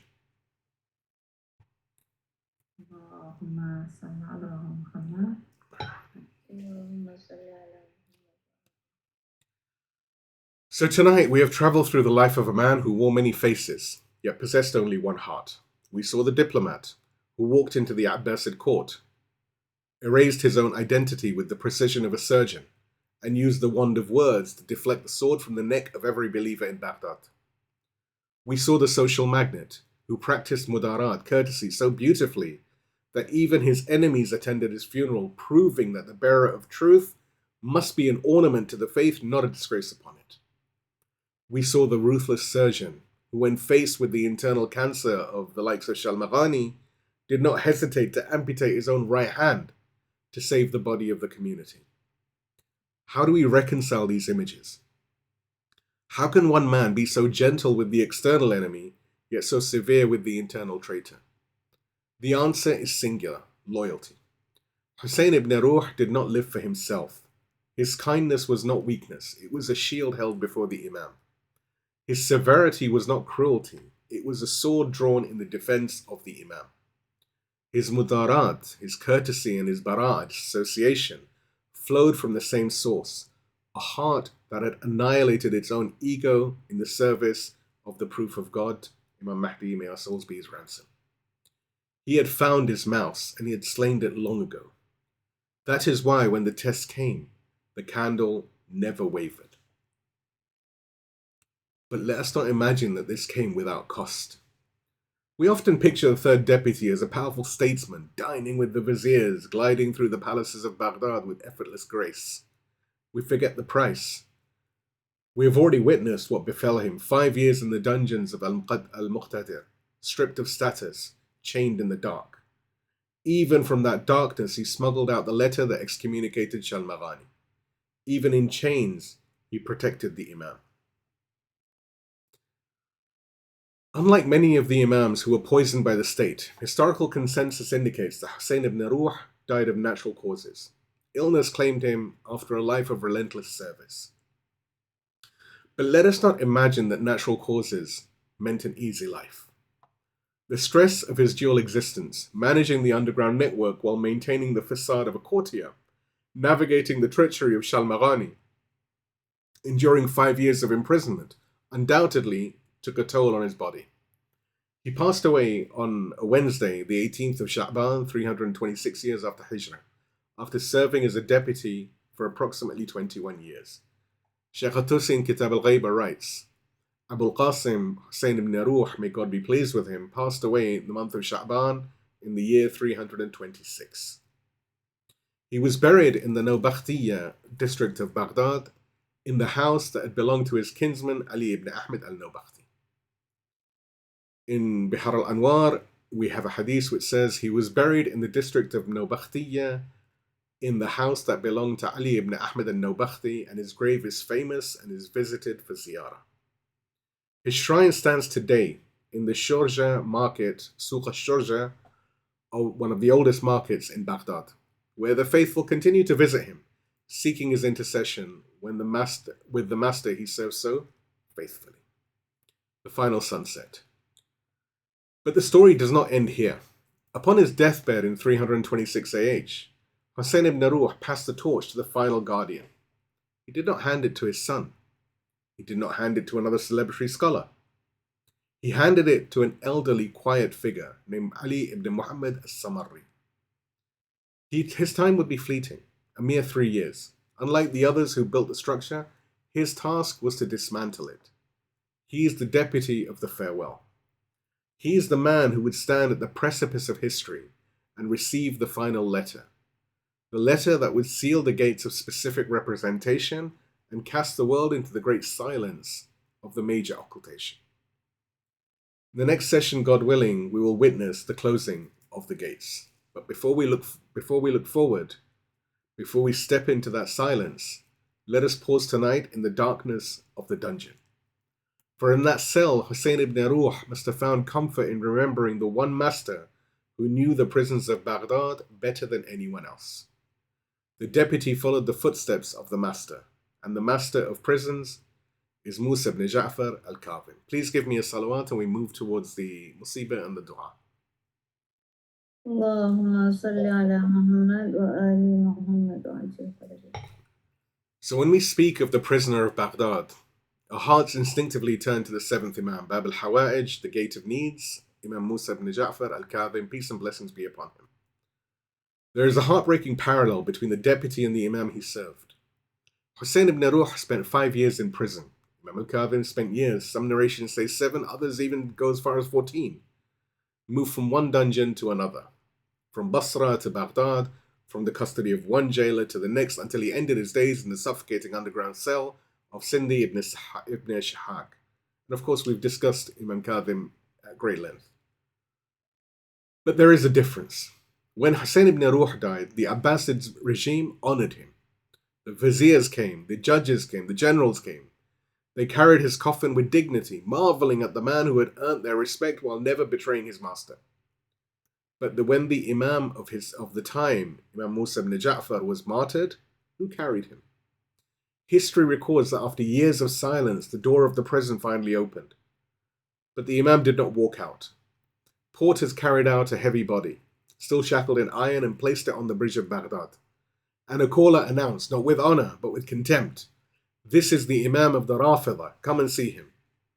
They displayed him like a criminal. They mocked him in death as they had caged him in life. And the believers wept, but from a distance. But the tragedy of Imam Kazim is not only what the enemy did to him. The deeper tragedy is what his own followers did, or failed to. The scholar of our time, said Hashim al-Haydari, asks a question that burns the conscience. He looks at those years of imprisonment and demands, where were the Shia? He says, for 7 years Imam al-Kadhim was in prison. Where were his Shia? They were walking to Karbala. They were mourning for Imam Hussein. But their real Husayn, the living Husayn, was in chains in Baghdad. Let that sink in. While the Imam was suffocating in a dark cell, the community was busy with rituals. Harun al-Rashid sat comfortably in his palace. The Imam languished in the dungeons, and the Shia held gatherings for the martyrs of the past, while their living Imam was being martyred in the present. Said Hashim cries out, "Is this the Shia? To put up a black cloth and weep?" Karbala itself bears witness against this kind of religion. The mirror of the present. This is not merely history. This is a mirror held before our faces. We are in the era of the greater occultation. Our Imam, the Imam of our time, the proof of God upon the earth, is not in a physical prison, but he is in the prison of ghaiba, of occultation. He is waiting. He is watching. And what are we doing? Are we like the Kufans who wrote letters of invitation, but did not ride out to meet him? Are we like the Shia of Baghdad, who walked to the shrines of the past Imams, while the living Imam rotted in chains a few streets away? We hold our gatherings, we beat our chests, we cook the food, we hang the banners. But do we know the shimmer of our time? Do we recognize the Shalmaghani in our midst? Do we understand that our Imam is waiting not for our tears, but for our transformation? Said Hashim warns us, if our standard of being Husseini is only words, only emotions, only rituals, then we might kiss the shrine of Hussein with one hand, and with the other hand carry a sword against the very one who is paving the way for the Imam. Let us now raise our hands in a prayer of the waiting. O Lord, we do not want to be the Shia of the black cloth alone. We do not want to be the community that leaves its Imam in the prisons of the occultation because we are too occupied with the rituals of religion to prepare for the rise. Husayn ibn Ruh did not abandon his Imam. He fought for him in the palaces. He fought for him in the prisons. He fought for him against the traitors who wore the garments of piety. We want to be like him. O Lord of Musa ibn Ja'far in the darkness of the dungeon. O Lord of Joseph in the depths of the well. O Lord of every prisoner who called upon you when the walls closed in. We turn to you tonight by the shackled legs of Musa ibn Ja'far, by the body displayed on the bridge with no one to claim it, by the loneliness of the deputy in the court of tyrants, by every tear shed in secret by those who loved you and were crushed for it. Hear us. We have made a covenant with your representative, even if our eyes have never seen him. We have pledged our allegiance to the proof of our age, even if we do not know where he walks tonight. We have said, as you taught us to say, if death comes to us before his rising, let it be a death upon his way. And if we live to see his banner unfurled, let us be among those who stand beneath it, not as spectators, but as servants. This is our oath. We renew it every dawn. Help us to keep it. O God, be for your deputy the awaited one, the son of the purest lineage, in this hour and in every hour. Be his guardian when the world forgets him. Be his protector when the powers conspire against him. Be his helper when even those who claim to love him betray his cause. And be his watcher over us, so that we do not become the obstacle to his return. We ask you to strengthen the scholars who guide us towards him. Do not let them fall into the disease of Shalmaghani. We ask you to steady the elders who have waited longest. Do not let them die despairing of his return. We ask you to purify the youth who will be his soldiers. Do not let them be distracted by mice while the house burns. We ask you to guard the women who raise the next generation of believers. Do not let them raise Kufans who write letters but do not ride. We ask you to unite this community not upon personalities but upon the system you ordained, not upon celebrities but upon the criteria of loyalty. O Lord, give us the wisdom of Husayn ibn Ruh, who knew when to speak and when to remain silent. Give us the beauty of his character, who drew hearts towards the truth by being its ornament. Give us the steel of his resolve, who cut out the cancer without flinching, even when it wore the face of a friend. And give us his purity, so that when our mouse is released, we do not drop the candle. Wake us, O Lord. Do not let us sleep, through the age of preparation. Do not let us be so intoxicated by the rituals of mourning that we forget the purpose of the mourning. Do not let us weep for Husayn in the past while ignoring the Husayn of our present. Do not let us visit the shrines of the martyrs while our Imam waits alone. Make us the helpers he deserves. Make us the soldiers who do not flee. Make us the community that stands ready, not with slogans, but with purified souls. And if we are not worthy to see his face in this life, then at least let us die upon his path, so that when we are raised beneath his banner, and he knows us, and he claims us, and he says, "These were mine, they did not abandon me." O God, hasten his appearance. Ease his sorrow. Make us among his helpers and supporters and defenders. And let us never be counted among those who delayed him. By the right of Muhammad and the family of Muhammad, by the grief of Fatima, by the blood of Husayn, by the chains of Kadhim, and by the loneliness of your hidden proof, accept this from us. We are weak, but we are trying, and you are the Lord of those who try. Amen, O Lord, sustainer of the universes. Amen, O most merciful of the merciful. وآخر الدعواني الحمد لله رب العالمين والسلام عليكم ورحمة الله وبركاته.